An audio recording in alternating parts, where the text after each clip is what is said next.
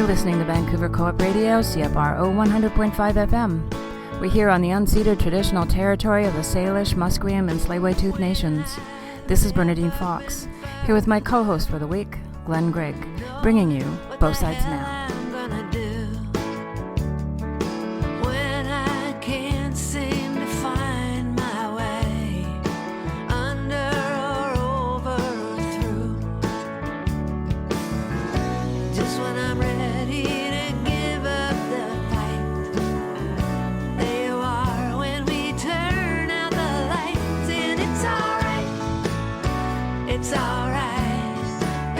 Welcome to our show.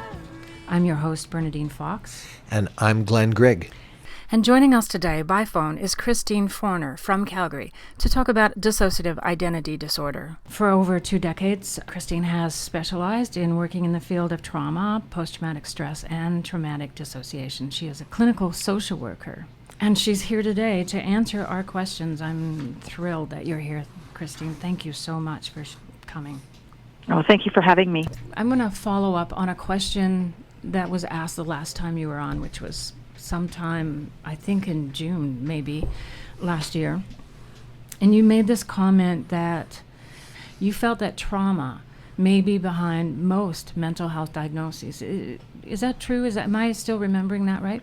You are remembering that right. And I think the hard part is when I say statements like that, it's often met with, it can be met with disagreement because the DSM says something different or the ICD-10 says something different. But I really, in working with trauma for so long, and you really start to understand how fear and threat and lack of needs makes us feel, seem, and act really, really nutty. It's not much different than not getting your needs met with food, not getting your needs met with sleep, not getting your needs met with warmth or cold. Very quickly, if we don't have our needs met, the mind starts to be affected. Our feelings, our affect start to become very strong and almost intolerable as the system keeps asking for what it needs. The hard part is that what is seen as having a need is being defined by someone who might not have that need or might be really dismissive of that need. So what percentage would you say of the mental health diagnoses that are out there in the DSM-5, and I won't hold you to it, are a result of trauma, do you think? Almost all of them. Almost all of them. Okay, so this I've heard Bessel van der Kolk say, now Bessel van der Kolk he's got the PhD and he's an MD and he is very well known in this area. He was one of the people who invented the word post-traumatic stress disorder and invented the criteria of it. He would say that if you took trauma out of the DSM, you'd end up with a pamphlet. Well, I'm not surprised by that. So I'm going to just get to our topic today of dissociation, and it seems that there are 3 sort of different kinds of dissociation. There's depersonalization, dissociative amnesia, and dissociative identity disorder. Can you tell us, let's start with depersonalization. What is that? And are we looking at it as the causation is trauma? Yeah, okay. So I think an easier way to look at it is looking at our defenses more than looking at the result of the defenses. So inside a human being and mammals and lizards, we have active defenses and inactive defenses.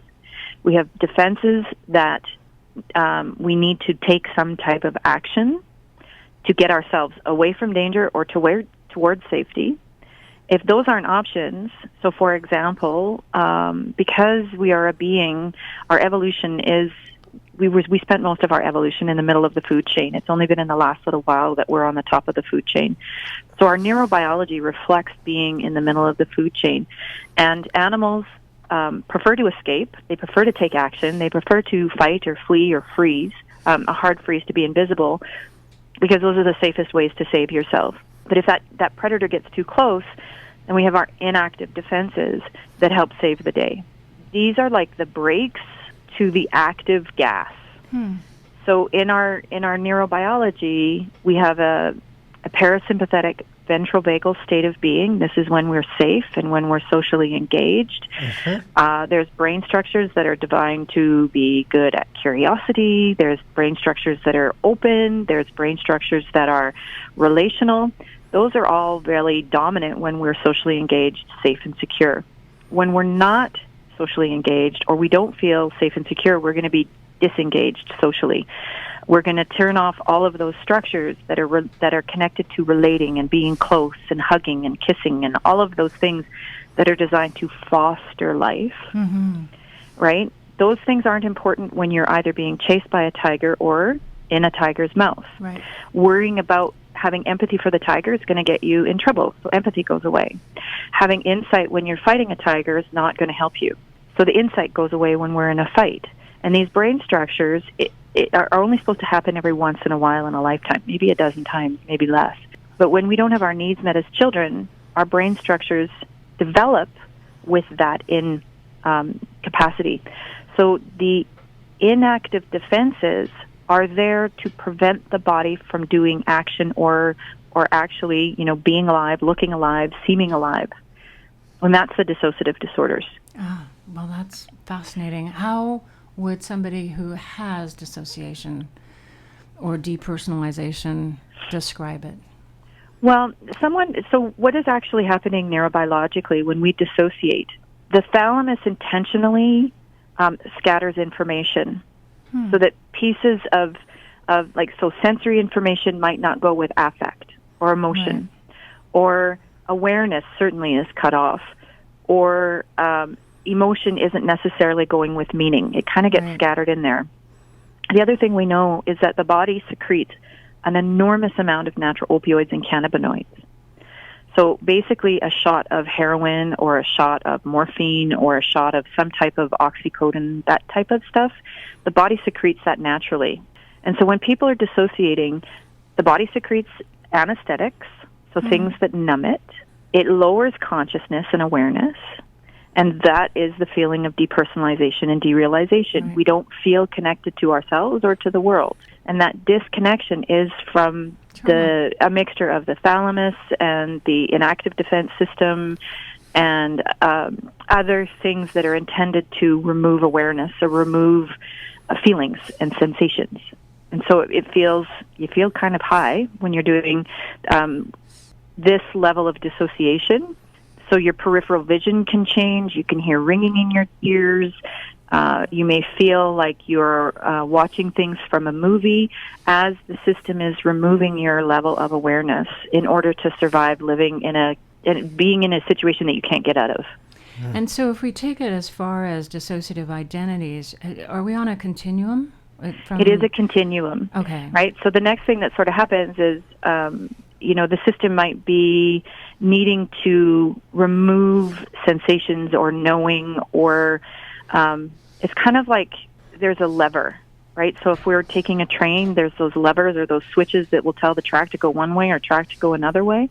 Mm-hmm. Inside the body, if the body deems that being aware right now is going to hurt us, it'll stop awareness. If connecting is going to hurt us, it'll stop connecting. So it lives with the best alternative in worse conditions.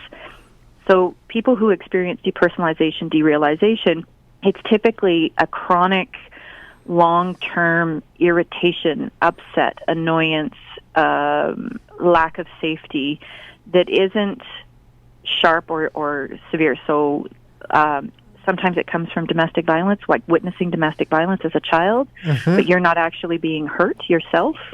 Right. So it's a feeling of insecurity that's just chronic, or stress that is chronic, and the body's like, okay, nothing is happening with this stress signals that I'm sending you, so we have to numb them out. Right. Yeah. And if this happens for infants and children, it happens much more frequently because kids cannot run the way adults can. They can't fight the way adults can. So the system tends to use the natural opioids and cannabinoids and the disconnection much faster, much quicker, much sooner, and much harder because infants can get eaten quite a bit easier than adults can get eaten. Absolutely. And if that's the situation, then developmentally, the system is developing with things being separate. Yes. It's developing with disconnection. It's developing with numbing. It's developing with unawareness versus awareness.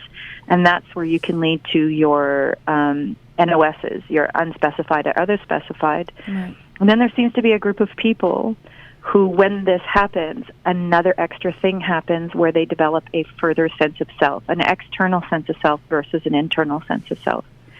So people with DID, it's not like they have too many people in there. They don't have enough of one. Mm-hmm. And those parts naturally develop like everything else naturally develops, except they are separated on purpose. Because putting them together is going to kill the system. So knowing things, feeling things is too threatening, so it numbs it out. I just want to ask a really quick question. Yeah. If in trauma what's happening is what you feel or see or know or hear or smell is all being separated, at what point, or what is a mechanism that allows a child to create an identity as opposed to it always staying separate? Well, identity is something that just happens over time. It's part of the human package. Okay. It's in our hardwiring to create a sense of self. So these people are creating a sense of self, but the information is separate. So it's typically an emotion that develops a partial sense of self. Right. Or it's a sensation that develops a partial sense of self. And the conditions that would help fuse it or bring it back together or help that body begin to go into a place of it's safe enough to know or safe enough to feel after the danger has passed doesn't happen. They don't have the safety. They don't have the ability to, they don't have the things that are required to heal. Right. Christine, this is so helpful, I think, to our listeners, because people in the audience are going to be listening and say, yeah, that happens to me. I dissociate. And I'm getting what Christine says. When I'm unsafe, one of the ways of achieving the only available safety is to dissociate. So how can I know that my dissociation has become really problematic and that I'm not able to come out of it and come back into the world and develop who I am? What's that distinction look like? Well, the hard part is that most of the people who have such intense dissociation, that questioning, that awareness, that curiosity, it's not there. It hasn't had a chance to develop. Right. Because that requires further awareness. That requires, there needs to be a landing pad. Uh-huh. Right? There has to be a foundation of sense of self. And people with severe dissociation, they don't have it. Right. They don't have anything to land. They don't know anything other than terror. They don't know anything other than moving from one state, because they don't have the capacity to regulate themselves because they've never been taught to regulate. So they just, that becomes their normal, and their system, instead of regulating oneself, they tend to switch parts as a way of dealing with the world. Well, it is their coping mechanism, right? It is. That is what they have. But I think it's so much more than coping. It's their way of being. Right. Okay. And having the type of awareness that Glen just referred to, most people with dissociation don't have that. They don't have that part of them that says, I wonder what this is. They feel awful, and they know that they feel awful, but they don't really have the fine-tuning to understand or the brain structures that are designed to go in. So they would know that they learned something in math, or they're supposed to know something in math, but they don't? That's the entirety of what they know about that situation. Yeah, is that what it would you're be like, talking about? they know that they're supposed to be doing calculus, but they have no idea what calculus is. Right. So, Christine, when you encounter clients and you're in the therapy room, we're just going to get a little bit of a start on this kind of question. How is it that you communicate to them that they've been living in this huge state of lack of safety, and that what you're looking for in the therapy, and I'm presuming this is that they're going to find some way of turning the alarm bells off and feeling safe in the world? It's actually a really tricky thing to do at the beginning, especially when you're working with complex trauma and dissociation, because it's understanding that this is a system that feels safer doing nothing. It's a system that feels safer hiding. It's a system that feels safer disconnecting than it does connecting. But we also understand that because that person is a Homo sapien, that Homo sapien is a stronger drive than the secondary traumatic reaction that they are having. So when you start moving towards safety, it's actually terrifying for them, Yeah. Right. Everything's inside out and upside down. Their normal is scared. And when you start introducing any type of change, that's a system that goes, I don't like to change. So that's sort of one reason why there's so much resistance to understanding dissociation through the psychiatric world or through the psychology world, is because if you don't understand dissociation and you start applying the same types of interventions with people who do have bodies that want to move and do have bodies that want to feel better, you're going to start feeling incompetent. Mm-hmm. Christine, you yourself. Yeah, sorry. Oh, this is just fabulous, because I'm so excited that you're getting this across with such clarity, and I want to underline that especially for listeners, that when you've been in so much danger for so long, that the experience of safety is so unfamiliar and so strange that it itself becomes alarming, and that's the whole paradox that keeps these wheels spinning. Am I understanding this correctly? You are, and there's another paradox that goes in there as well, is that dissociation in itself, that injury that's happening, as I said, most people, you're a Homo sapien first, and your environmental experiences come second. But if your environmental experiences, because our environment shapes who we are, how we work, and there's a bunch of procedural tendencies that happen, you have a system that is phobic of knowing, and you have a system that is phobic of understanding, basically the polar opposite of mindfulness. Mm-hmm. Mindfulness is what is required for us. Mindfulness is very relational. And so you have a being whose system wants to be connected but is terrified of being connected. Mm-hmm. Yeah. And then you have another system that what heals most of these injuries is care. Right. Is tenderness, is soothing. And typically the way they've been hurt by other people. Right. And so they're phobic of people, so they become phobic of what they need. But then when you start applying care, all the dissociation goes away. The dissociative barriers go away. Right. And you're left with this raw information, this raw affect, this raw awareness that they have no capacity or capability or skills to manage. So it is like asking a kindergartner to manage calculus, or you're asking a 3-year-old to manage a pressure cooker. It's just something that a 3-year-old shouldn't do, but they had to do. So treating them can be very tricky because it's a system that is terrified of being safe because it doesn't understand it, and B, very sensitive to being cared for. Right. Terrified of being cared for, I would say. Terrified of being cared for, because when you care for them, all of those dissociative barriers come off, and they start to feel what they feel and know what they know, but they don't have any intuition that what they're feeling is from the past. And also it feels present. I would suspect they don't have any pre-trauma experience or a framework to put that caring into to understand it. Exactly. So yes, we need to just take a little break, and but we'll be right back.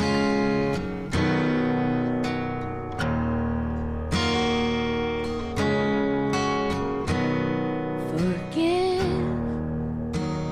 sounds good. Forgive, I'm not sure it could. They say time heals everything, but I'm still waiting. I'm through with doubt. There's nothing left for me to figure out. I've paid a price, and I'll keep paying. I'm not ready to make nice. I'm not ready to back down. I'm still mad as hell, and I don't have time to go round and round and round. It's too late to make it right.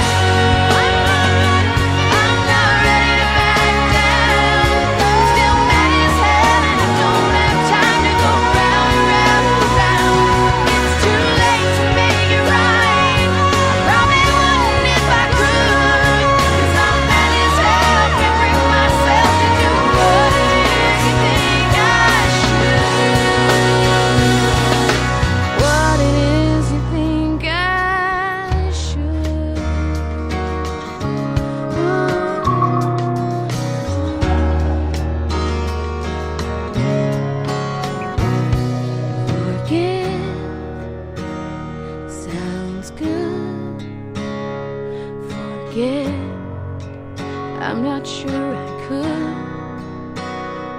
They say time heals everything, but I'm still waiting. Vancouver Cooperative Radio is an innovative, non-profit community radio station with a mission to produce creative and engaging programming for communities whose voices are underrepresented in the mainstream media. We need your financial support to help us achieve this mission. By donating today, you will help us to continue providing access to training and equipment for over 300 volunteers who produce 140 hours of original programming in over 10 languages.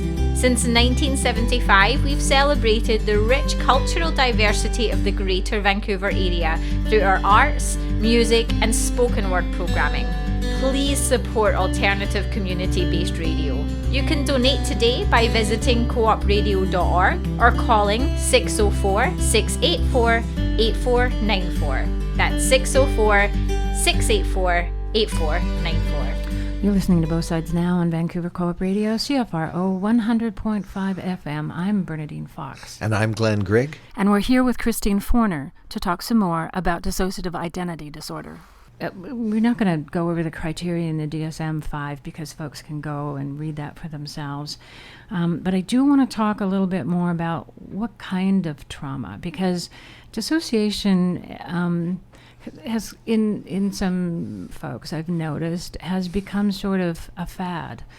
I've heard people say that they have dissociative identities and that happened when they were an adult, and it just, those things start to make me wonder whether or not the idea of dissociative identities has some misinformation out there. So what kind of trauma are we talking about? And I'll put a trigger warning, so don't worry about what you're saying. Okay. So I think before I step into that, I'd like to just acknowledge what you said, and that it's true. The misinformation is massive, and a lot of that misinformation comes from Hollywood. Yes. Comes from this weird, because the people in Hollywood, they're not interested in what it really is, and they're not particularly interested in the harm that they do in portraying it the way that they portray it. No. And when you listen to the people who are against dissociation or who've sort of been fighting against the dissociation, they themselves aren't listening to what we say. Right. They are having a conversation with the people in Hollywood. They're not having a conversation with the scientists. They're not having a conversation with the clinicians. Because those conversations start going through, as I circle around to the trauma, these are major ruptures in infancy and childhood. These are major detachments, major abandonments. Often it goes with childhood sexual abuse. Often it goes with organized types of abuse, such as child pornography rings, child sex trafficking rings. Often, not always, but often it'll go with maybe profound, terrifying surgeries as a child, because having that type of surgery makes the body feel like it's being eaten. It's very similar to a body invaded. being eaten. It's another form of intrusion. Sexual assault. Sorry, what was that? It's another form of intrusion. Just getting your point. Yes. I think a better word is being devoured or being eaten or being annihilated. Okay. Yes. And those are the felt feelings that children feel when they're being sexually abused as children. So it has anything to do with really the body deciding that this thing is beyond my capacity. Right. I can't come back from this. Right. And for children, there's a lot of things that does that. Oh, God. But it tends to be witnessing domestic violence. It tends to be sort of a whole host of things. So you're talking about life-threatening or the perception of life-threatening. So, a teenage angst about not getting into a certain party or Not even close. Not even close. Or bullying or...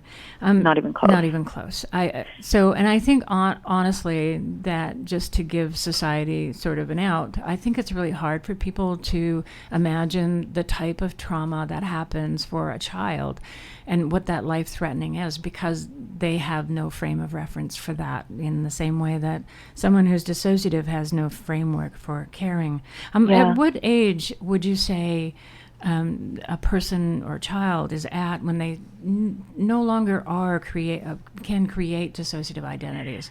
We don't really know for sure. They tend to happen before the age of 5 or 6, but like there is a certain group of people who can do this. We don't really know why. We don't really know, but we do know that it does happen. That we know scientifically that if a child experiences things that are choking or choking-like, that increases your chances of getting dissociation a whole bunch. We also know that if there is less maternal or safety, or a felt feeling of not being loved by anybody, that also increases your chances of developing DID versus the NOS.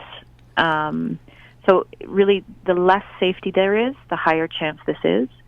The more safety there is, the less chance that there is. So somebody who's an adult who's gone through a traumatic experience is probably not likely to create Never will. dissociative No, you can't, identities. because identity is fused by then. Right. So it can happen in adolescence as well, because identity is not fused at all. Actually, as a matter of fact, when you test just random teenagers, they score quite high on dissociative scales anyway, because their identity is not really set, and they're sort of in a weird headspace. And just to go back to the media stuff, having worked in the film industry and written, I know what they're doing. They see dissociative identities as a really good problem-solving solution or element to fix their scripts that suddenly got them into a bad place. But the other thing is that they're Frankensteining it. Yes. Yeah. They're putting an inactive defense system, and they're mushing it with an active defense system. Yes. So psychopathy, sociopathy, narcissism, those are actually still quite active. They're fueled, I think, and it looks like they're fueled by rage and anger and fighting. A dissociative person doesn't do that. They tend to be far more harmful to themselves than other people. They tend to be far more passive, far more quiet, far more invisible, because that's the whole goal, right? They don't want to be seen, they don't want to be heard, they don't want to be touched, they don't want to be attacked, they don't want to be looked at. That's their safety, is when they're not visible, but they're still a human being and they need human connection. So that So would dissociation also will never stay. No, that would also play out in their adult life, like doing something that would get them attention is actually something that would increase These the aren't the anxiety. attention-seeking people. No. And so going for the things that other people consider to be successful would actually be very terrifying for them. Well, they can, right? Like most people, and you can pretty. It's actually, we tend to go in one of two directions. We tend to go active or passive. We tend to go over the top or under the top. We tend to overcompensate or undercompensate. And with dissociation, it tends to be much more passive, much more inside, but they're still extraordinarily traumatized people who are triggered all the time, who aren't finding safety, whose systems want to find safety. Neurobiologically, we want homeostasis. Neurobiologically, we want that place of baseline, so the system wants to be in baseline, even if it can't get there. So when we're in baseline, we feel what we feel and we know what we know, so the system doesn't want to be dissociated, so it's going to try and be associated and dissociated at the same time. Right. So when they get accused of being manipulating and lying or attention-seeking, this isn't them typically. No.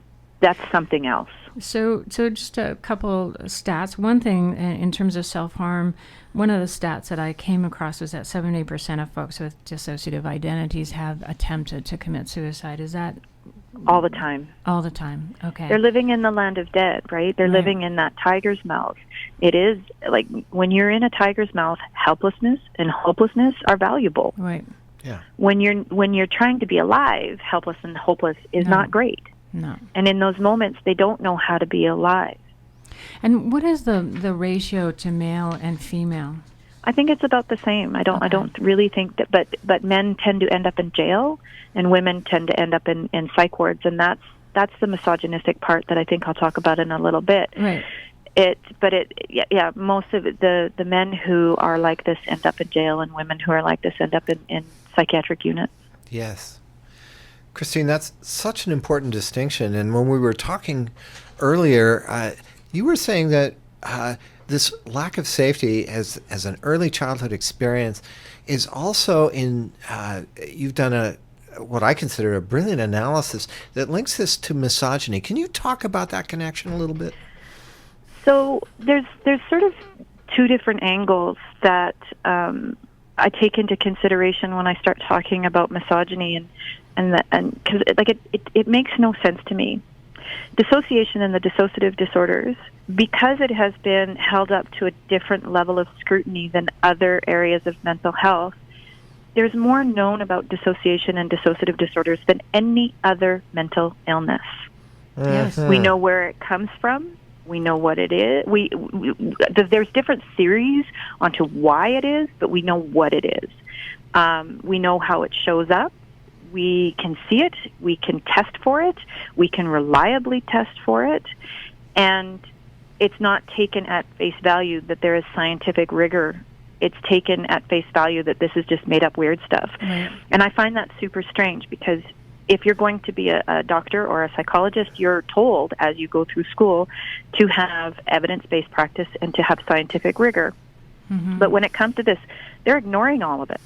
Mm-hmm. They ignore the evidence, and it is a grander they, but I'm going to go with psychiatry. They're not the greatest when it comes to this. They're actually some of the worst offenders. Mm-hmm. And psychology follows what psychiatrists say.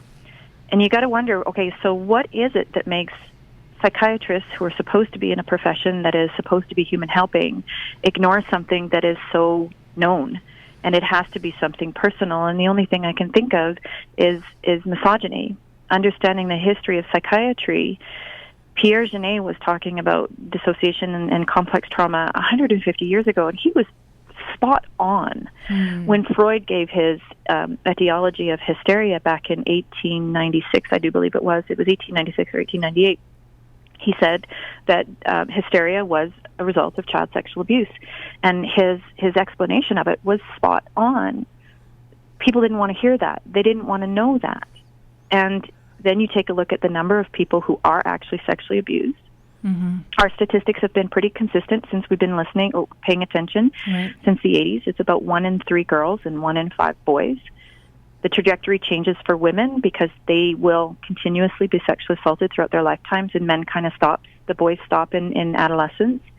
So the numbers are less. Mm-hmm. So you start looking at how frequent people are being sexually abused and how hard psychiatry, psychoanalysis has fought against this knowledge.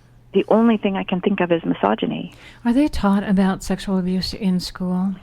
In 1979, we have textbooks from 1979 that said that incest or child sexual abuse was 1 child per million people. Mm-hmm. And they sort of phrased it that it seemed like it was actually a fairly beneficial relationship.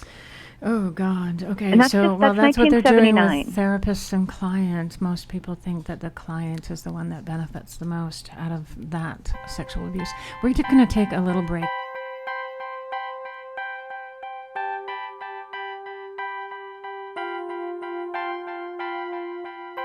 How about getting off of these antibiotics?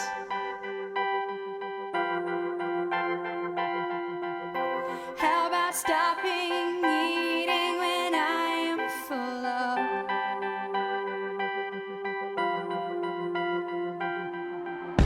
How about them transparent dangling carrots?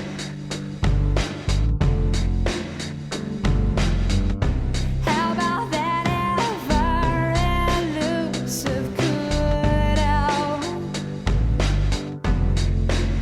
Thank you, India.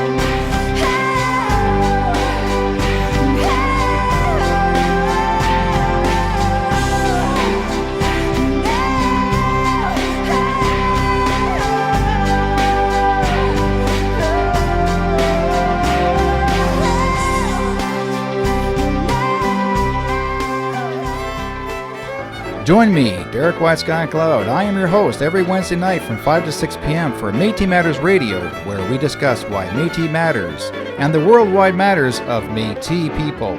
From the past to the present, every Wednesday from 5 to 6 p.m. on Vancouver's Co-op Radio, CFRO 100.5 FM. You're listening to Both Sides Now on Vancouver Co-op Radio, CFRO 100.5 FM. I'm Bernadine Fox here with Glen, Grigg, and we're talking with Christine Forner about dissociative identities. And I just want to pick up again on what you were talking before about misogyny.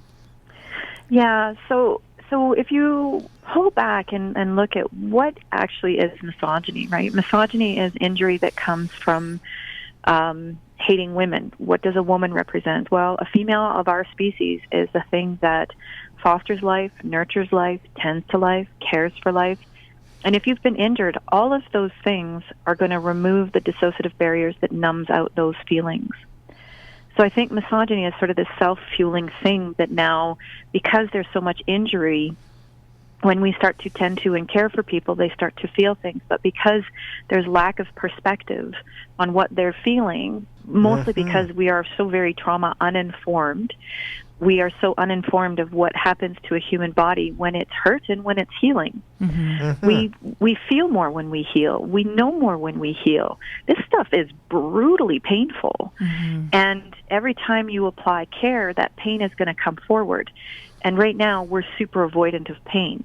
And so knowing that misogyny is there, and then also understanding why is it that with child sexual abuse, it's still met with such resistance, it's either because it's either personal or because that type of injury, that type of upset is beyond your capacity to look at, see, and hear, which once again circles around misogyny.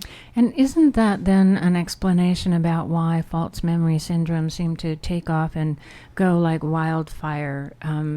And of course, we know now that the False Memory Syndrome Foundation has closed. Yes. But they've been accused of misrepresenting the science of memory and protecting child abusers and encouraging a societal denial of the existence of child sexual abuse. And so what you're talking about... Actually, I think if you just take a mental pause of that, sorry to interrupt you, but I think that that's really important to notice, that it is an organization that, not all of it, but some of it was protecting perpetrators, that they put in a lot of effort in, denying the existence and attacking survivors. And the amount of damage that was done by that organization is enormous. And up in Canada, we didn't even really fight whether it existed or not. We just accepted that false memory was the dialogue. And that's what's in the textbooks, and that's what's being taught, not the realities of child sexual abuse. So that circles around once again to misogyny. Yes. Why is it that child sexual abuse gets attacked, the survivors get attacked? The survivors also don't get treatment. Right. There is nowhere in Canada for you to go and get community-based, organizing-based type of treatment for this. Right. Nowhere. The public health system, Glen jumping in, just doesn't respond to that. No. There is nowhere in the public health system to get this kind of treatment. And for people to pay for my services, I need to feed and I need to eat and I need to charge for what I do. But there's no treatment centers for this. And if you were to go to an emergency ward, the chances of you being treated well is not very good. No. Right. And that is part of misogyny. It is. And Christine, I want to come back to something that I think is so important and pick this up. I'm going to try to summarize. Freud said at first, these people are suffering because something was done to them that's harmful. Yeah. And then that got turned around is, no, these people are suffering because they had a bad intention that they generated themselves. They made it up, yes. They made it up. And that's the difference between being a bad person and having acquired an injury and needing some help. Exactly. And we still have difficulty looking at people as it is an injury. They're not bad. They're not manipulative. They're not looking for attention. They're not They're not defective. Their genes aren't the problem. Yeah. It's the environment that has resulted in this. I'm so grateful you're underlining that for our listeners, because there's a proposition that says in order to get through this, you have to start thinking, I'm not a bad person. I'm somebody who's had a really rough ride and I got roughed up, and I'm going to need a bit of community to get through this. Well, that's the only cure. Yes. People. Yeah. Care. And we live in a world that has vilified care, that has made us very suspicious of kindness and softness and gentleness, and we're more stuck with following a manual than relating to each other, and then that scoops into a whole bunch about attachment disorders that most people have. No, but it just goes to we don't have systems set up to support these type of relationships. We've got systems set up to shame and blame. Yeah, and that goes to what is treatment, and the whole notion that singularity is normal, whereas somebody who has dissociative identities, for them being plural is normal, and treatment needs to maybe take a different perspective on all of that. We need to stop here. Christine, I can't thank you enough for allowing us to have this time with you to chat again about one of my favorite topics. And hopefully, if you're okay, we're going to have you come back and absolutely continue this conversation, because I know folks had some questions that we didn't get to. Christine, thank you for meeting with us on the radio. Fabulous. Anytime. More than happy to meet.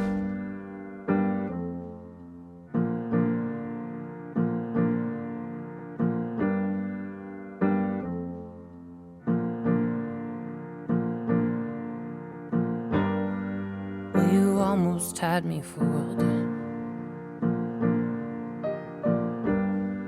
Told me that I was nothing without you. Oh, but after everything you've done, I can thank you for how strong I have become. 'Cause you brought the flames and you put me through hell.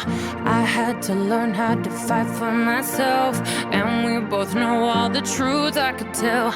I'll just say this as I wish you farewell. I hope you're somewhere praying, praying. I hope your soul is changing, changing. I hope you find your peace, falling on your knees, praying.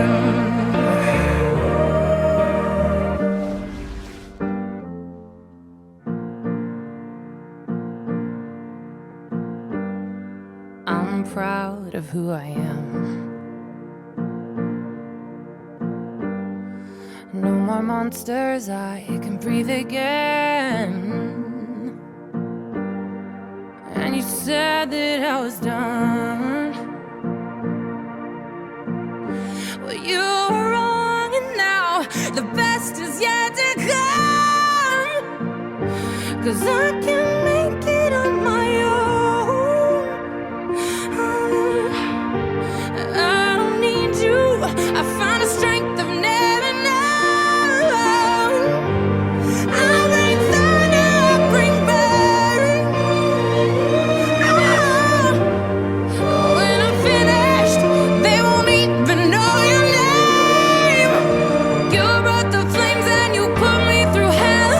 I had to learn how to fight for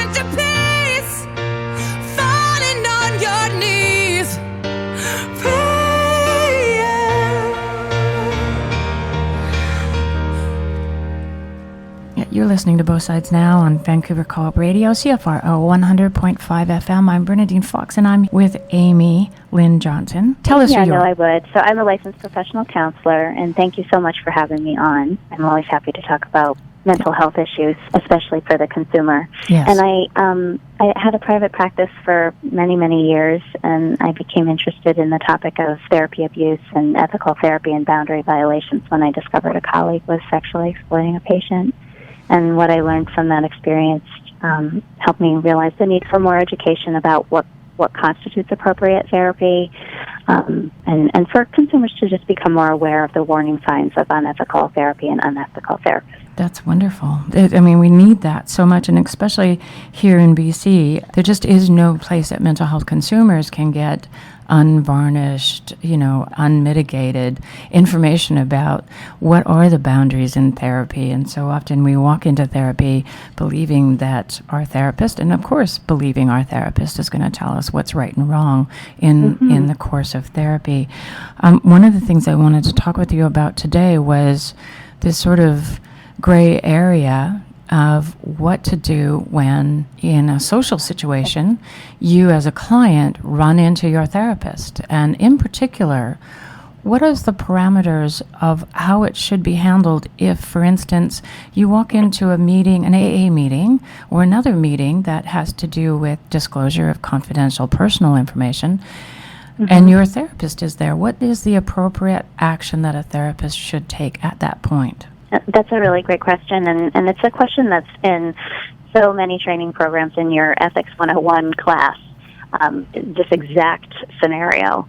And, of course, it's always important for any client to do whatever it is that makes them feel most comfortable. Obviously, they have their rights. They're able to do whatever they want.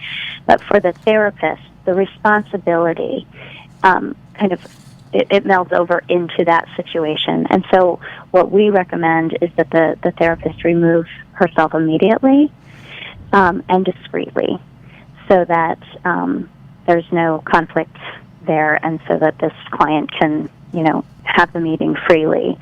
And then the therapist can, address it in the follow-up session very very briefly. It doesn't, she doesn't have to make a big deal of it, but mostly it is just to acknowledge that they were both there and that the therapist doesn't expect that client to disclose anything about their experience or their reason for being there to the therapist. So that's just an important point I wanted to make, Bernadine, is that, just because you're a client and you're in therapy with someone, it doesn't mean that therapist has a right to know everything about you before you're ready to tell that therapist. Right.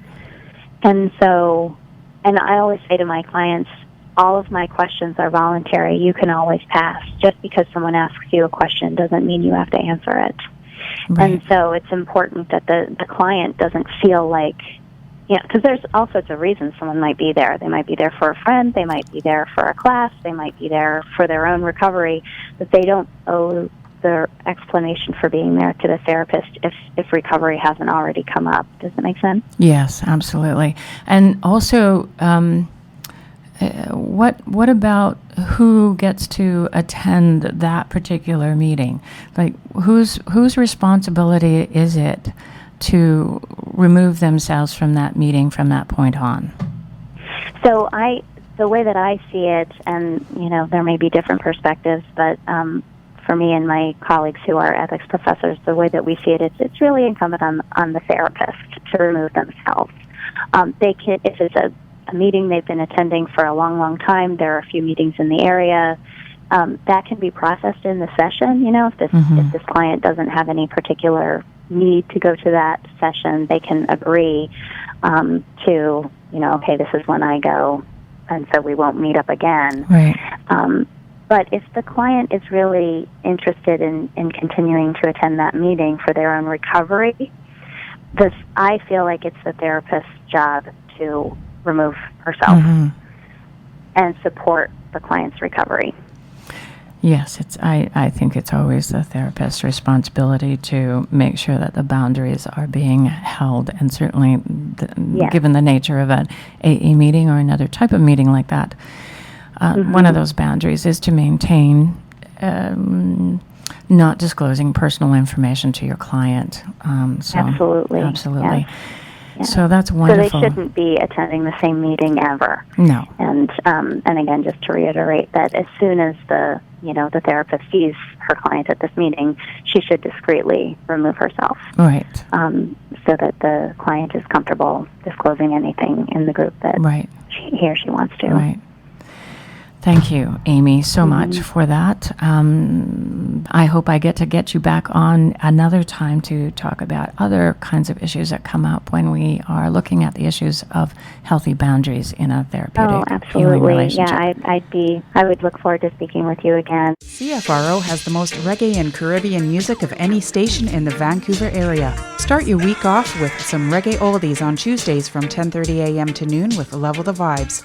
Roots Reggae is on Fridays from midnight to 7 a.m., the Reggae Show from 6 to 8:30 p.m. every Saturday, followed by Caribbean Sounds from 8:30 to 11 p.m. On the first and second Saturday of every month, it's a Reggae Extended Mix from 11 p.m. to 7 a.m., and then Super Mix on the third, fourth, and fifth Saturday on CFRO 100.5 FM, Vancouver Cooperative Radio.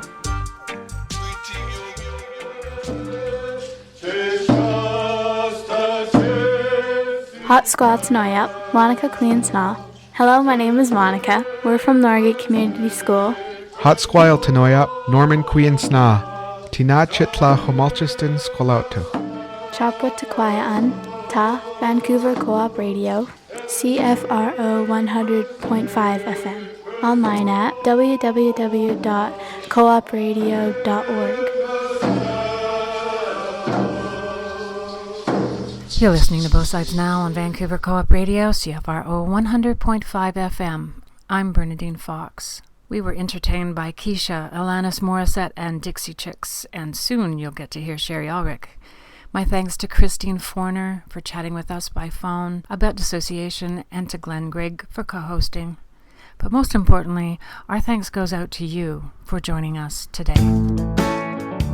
If you have questions or feedback about this program or want to share your story or have something to say to us, we want to hear from you. You can reach us by email, bothsidesnow@coopradio.org, or via Twitter @bothsidesnowbc. This is Bernadine Fox. We'll be back next week. Until then. I can't seem to find my way under or over or through. Just when I'm ready to give up the fight, there you are when we turn out the lights. And it's alright, it's alright. Don't you worry, it'll be alright. Why do I always believe it when you tell me everything's gonna be alright?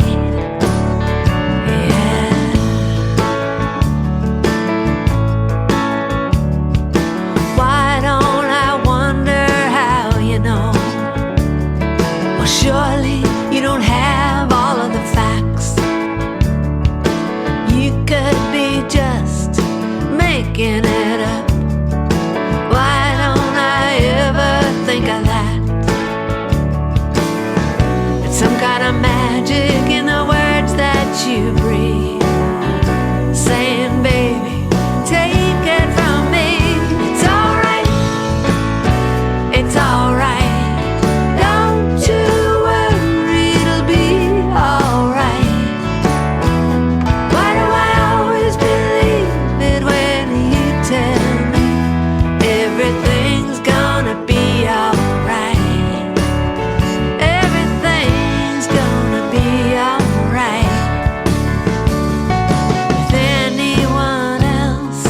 Such a cliche.